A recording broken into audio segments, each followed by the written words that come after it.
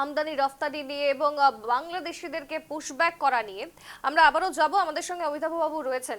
অমিতাভ বাবু, আরো একটা বিষয়, যেখানে এবার সোনালী খাতুনদের কথা আমরা আলোচনা করছিলাম, তারপর কিন্তু আরো একটা নতুন আপডেট এসছে এবং আমাদের সঙ্গে এই মুহূর্তে বাংলাদেশ থেকে জুড়ে গিয়েছেন আমাদের প্রতিনিধি জাহাঙ্গীর। আমি জাহাঙ্গীরের কাছেই যাব সরাসরি। জাহাঙ্গীর, যেখানে সোনালী খাতুনদেরকে জামিনে তারা মুক্তি লাভ করলেন এবং আবার তারা দেশে ফিরে আসার ব্যবস্থা করছিলেন, কিন্তু সেই মুক্তির মাত্র 1.5 ঘন্টা পর আবারও পুলিশ হেফাজতে ভারতের 6 জন নাগরিক। তাহলে তাহলে কি এবার সোনালীদের দেশে ফেরা অনিশ্চিত হয়ে গেল? যদি বাংলাদেশ পুলিশ কি বলছে বা এই মুহূর্তে কি কি আপডেট রয়েছে তোমার কাছ থেকে জানবো। আগামীকালকে তাদেরকে যখন মুক্তি দেওয়া হয়েছে, তারা তাদের এক আত্মীয় ওই নয়াগোলা আর কি, চাঁপাইনবাবগঞ্জ শহরের নয়াগোলা এলাকার ফারুকের জিম্মায় তাদেরকে জামিন দেওয়া হয় এবং পরবর্তীতে তারা রাতে খাওয়া দাওয়া করেছে বলে জানানো হয়েছে। রাতের খাওয়া দাওয়ার শেষে তাদেরকে পুনরায় পুলিশ তাদেরকে আটক করে নিয়ে আসে হুম। এবং এ ব্যাপারে ওই ফারুক তাদের আত্মীয় জানিয়েছেন, তারা বিভিন্ন মিডিয়ার সাথেও সোনালী ওরা বক্তব্য দিয়েছিল। হুম। বক্তব্য দেওয়ার পর খাওয়া দাওয়ার পরে তারা যখন শোয়ার প্রস্তুতি নিচ্ছিল, তাদের আটক করে নিয়ে আসা হয় এবং এ বিষয়ে চাঁপাইনবাবগঞ্জের পুলিশ সুপার গৌতম কুমার বিশ্বাস তিনি সাংবাদিকদের জানিয়েছেন যে আসলে তাদের ঠিক আটক করা নয়, তাদেরকে হেফাজতে নেওয়া হয়েছে, পুলিশের হেফাজতে।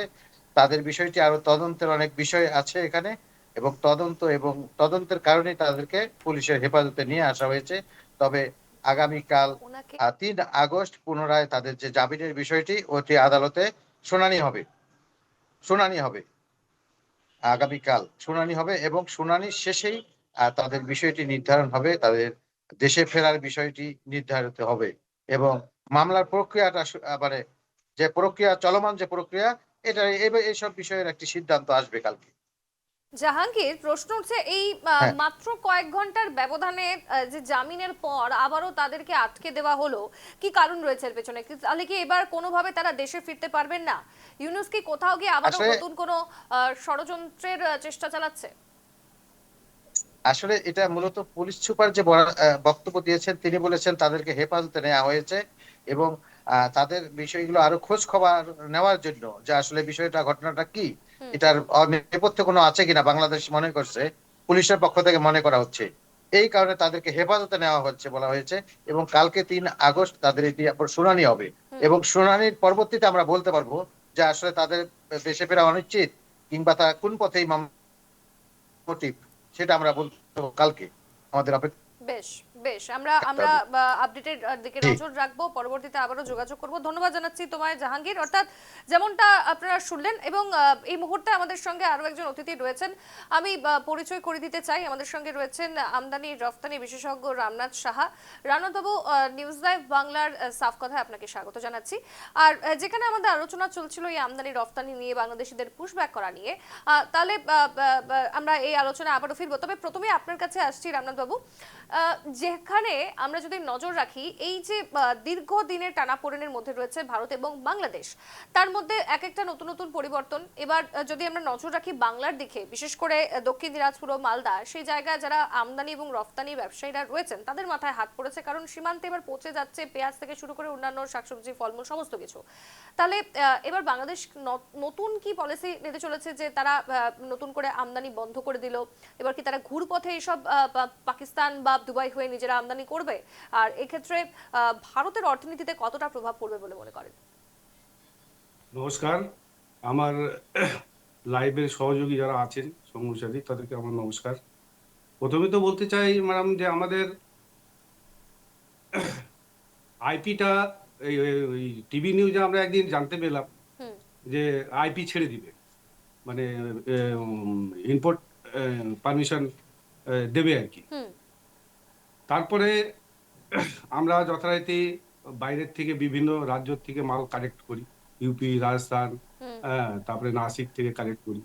করার পরে আহ, আমি যখন মাল লোডিং হয়ে যায়, লোডিং হওয়ার পরে মালগুলো যখন গন্তব্যস্থলে পৌঁছায়, ইনলিমিট টাইমে দেখি 2 দিন 3 দিন পরে আইপিটা বন্ধ করে দেয়। বেশ। বন্ধ করে দেওয়ার পরে আমরা মানে ব্যবসায়ী যারা আর কি, হ্যাঁ, মালদা, আপনি দক্ষিণ দিনাজপুর, আমরা যারা হিলি হুম। এক্সপোর্ট ব্যবসায়ী যারা, তারা সবাই ক্ষতির মুখে পড়ি। হ্যাঁ, তো তো একটা সরকারি নোটিফিকেশন ইস্যু করার পরে 3 দিন পরে বন্ধ করে দেয়, এটা একটা চ্যাংড়া খেলার মতো মনে হলো আর কি ম্যাডাম। হুম। তাতে তো আমরা তো আমাদের আমাদের মালদা এবং দক্ষিণ দিনাজপুরের ব্যবসায়ীরা একটু ক্ষতিগ্রস্ত হয়েছে আর কি। একেবারেই তাই। তাহলে আগামীতে কি ব্যবস্থা নিতে চলেছেন ব্যবসায়ীরা, যেহেতু এইবার আইপি বন্ধ করে দেওয়া হয়েছে, ইম্পোর্ট এক্সপোর্ট পারমিশন, তাহলে এই যে ফলমূল শাকসবজি বা অন্যান্য জিনিস যে সমস্ত এতদিন ধরে রপ্তানি করা হতো, এগুলোকে অন্য রাজ্যে বা অন্য দেশে পাঠানোর কোনো ব্যবস্থা বা কি পদক্ষেপ নিতে চলেছেন আপনারা? ম্যাডাম এটা তো আলটিমেটলি কাঁচামাল অন্য প্রদেশে পাঠানোর কাঠামো আমাদের নেই। আমরা শুধু এই এটা তো মোটামুটি ধরেন 1 দিন 2 দিন 3 দিনে আমরা বাংলাদেশকেই দিতে পারি, অন্য কান্ট্রিতে পাঠানোর কোনো পরিকাঠামো নেই ম্যাডাম এখান থেকে। সেক্ষেত্রে আমরা এই বাংলাদেশেই যখন চাই আর কি ইম্পোর্ট হয়, তখন আমরা বাংলাদেশকেই দিই, বাইরের দেশে পাঠানোর মতো কোনো পরিকাঠামো নেই ম্যাডাম। বেশ বেশ, আপনারা সঙ্গেই থাকুন। এই মুহূর্তে আমি শোনাবো আপনাদের একটা বাইট, যেখানে ব্যবসায়ীরা কি বলছেন। আমাদের সরকার একদিন টিভি নিউজে অ্যানাউন্স করে যে আমরা বাংলাদেশে পেঁয়াজ এখন শর্ট হয়ে গেছে, দাম বেড়ে যাচ্ছে, তা আমরা আইপি ইস্যু করব 2-3 দিনের মধ্যে।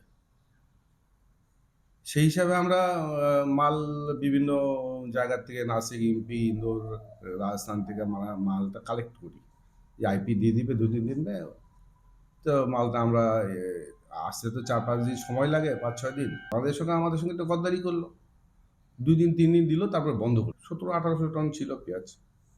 কত টাকার আনুমানিক ক্ষতি হয়েছে? 3 কোটি টাকার মতো পেঁয়াজ ছিল। এখন আপনি তাহলে কি চাইছেন? আমি আর কি চাইবো, এখন বাংলাদেশ সরকার এবং গদ্দারি করেছে তো জানা ছিল না, এরকম কোনোদিন হয়নি। বেশ, আমরা শুনে নিলাম আপনার কথা, বক্তব্য। রামনাথ বাবু, আপনারই বক্তব্য আমরা শুনলাম। আমরা এবার অমিতাভ বাবুর কাছে একবার যাব। অমিতাভ বাবু, এই যে দীর্ঘদিনের টানাপোড়েন, কোথায় গিয়ে থামবে এই টানাপোড়েন? মানে আচমকা এইভাবে যে আইপি বন্ধ করে দেওয়া, এই যে ডিসিশন নিয়ে নিয়েছে বাংলাদেশ, সেক্ষেত্রে ভারত এবং বাংলাদেশের মধ্যে যে এই যে সম্পর্ক তারা যে ক্ষুণ্ণ করছে একেবারে স্পষ্ট। আমরা যদি বলি এই যে বাংলাদেশিদের পুশব্যাক করা, তাদেরকে জামিন মুক্ত করার পরেও আমরা যেমনটা শুনলাম বাংলাদেশের প্রতিনিধির কাছ থেকে, আবারও তাদেরকে আটক করে দেওয়া হয়েছে, বলা হচ্ছে তাদেরকে পুরো ঘটনার বিস্তারিত জেনে পরবর্তীতে পাঠানোর ব্যবস্থা নেওয়া হয় কিনা সেটাও এখন কিন্তু তা নিয়েও কিন্তু একটা দ্বন্দ্ব রয়েছে। তাহলে এই ধরনের সমস্যায় তো রীতিমতো ব্যবসায়ীরা ভুগছেন, রীতিমতো কৃষকরা ভুগছেন। এই যে শাক সবজি ফলমূল দীর্ঘদিন পচে যাবে, সেক্ষেত্রে কি ব্যবস্থাপনা অবলম্বন করা উচিত ভারতের, কি মনে হয় আপনার? আমাদের সাথে যে রামনাথ বাবু আছেন, তিনি ভালো বুঝতে পারবেন যে কিভাবে এই ব্যবসাগুলোকে নিয়ন্ত্রণ করতে হবে। আমি আসলে এই ব্যাপারে খুব একটা অভিজ্ঞ না, তবে আমি আপনাকে কয়েকটা বিষয় যেগুলো উঠে আসছে সেইগুলো আমি বলছি। 1 নম্বর, এই যে সোনালী খাতুনের যে ওনাকে মুক্তি দিয়েও আবার হেফাজতে নিয়ে নেওয়া, এই যে ব্যাপারটা নিয়ে আসলে আমার মনে হয় হয়তো বাংলাদেশের যে বিচার ব্যবস্থা এবং প্রশাসনিক ব্যবস্থা, এই দুটার মধ্যে একটা কোনো একটা সামঞ্জস্যের একটা গ্যাপ সৃষ্টি হয়ে আছে। অথবা আমার তো মাঝে মাঝে হাসি পায় যে বাংলাদেশ সরকার নিজেই সন্দিহান কিনা এদের নাগরিকত্ব নিয়ে, নইলে ভারত নিয়ে নিচ্ছে। ভারতের সুপ্রিম কোর্ট বলছে ভারত সরকারকে যে তুমি ওদেরকে মানবিক দৃষ্টিতে নিয়ে নাও। উনি একজন অন্তঃসত্ত্বা মহিলা, ওনার একটা ছোট বাচ্চা আছে, অতএব এদেরকে নিয়ে নাও, এবং সেই অনুযায়ী ভারত নিয়ে নিচ্ছে। তারপরেও কোন দৃষ্টিতে বাংলাদেশ আবার রেখে দিচ্ছে, এক্ষেত্রে অর্থাৎ এটা ব্যাপারটা একটা ঘেঁটে দেওয়ার চেষ্টা চলছে। অর্থাৎ একটা কূটনৈতিক মাইলেজ নেওয়ার চেষ্টা করছে বিভিন্নভাবে, ওদেরকে দিয়ে কিছু বলানো যায় না কিনা ইত্যাদি। 2 নম্বর যেটা, সেটা হচ্ছে এই যে এই জিনিসগুলো কিভাবে হবে। আসলে আমি একটু আগেও বলছিলাম যে বাংলাদেশের ওদের 2 মাসের 1-1.5 মাসের, এটা রামনাথবাবু ভালো বলতে পারবেন, যে 1-1.5 মাসের পেঁয়াজ ওরা উৎপাদন করে, মনে করছে যে এটা ভারতীয় পেঁয়াজ গেলে পরে ওদের পেঁয়াজ কেউ কিনবে না।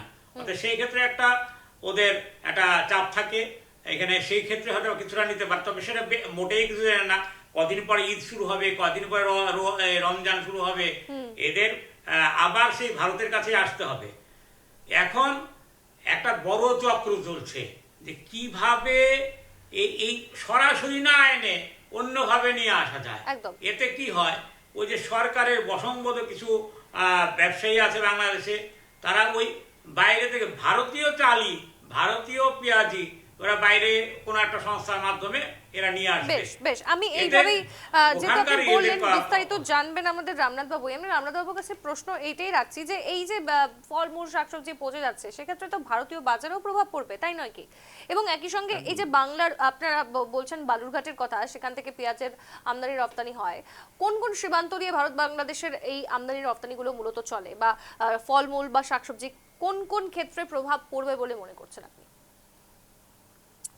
ম্যাডাম, এগুলো তো মনে করেন যে আমাদের বাইরের থেকে বেশি আসে, আমাদের লোকালে খুব কমই হয়। হুম। হ্যাঁ, বাইরের থেকে যারা কাঁচামালে যারা আমদানি রপ্তানি করেন আর কি, হ্যাঁ, তারা এইসব বাইরের থেকে নিয়ে এসে আমদানি রপ্তানি করেন। অনেক সময় এইসব মানে আপনার এই আইপি ব্যাপারটা যখন এক্সপোর্ট ইম্পোর্ট পারমিশনটা যখন বন্ধ করে দেয় না, তখন বিপদমুখী পড়ে সবাই কাঁচামালারা, বেশিরভাগ তারা বিপদগ্রস্ত হয়ে যায়। হুম। তো এই ব্যাপারটা মানে সরকারের কেন করছে জানি না, কিভাবে করছে, কেন করছে, এইভাবে আমাদের জানা নেই। তবে করাটা ঠিক না আর কি, এইভাবে মনে করি।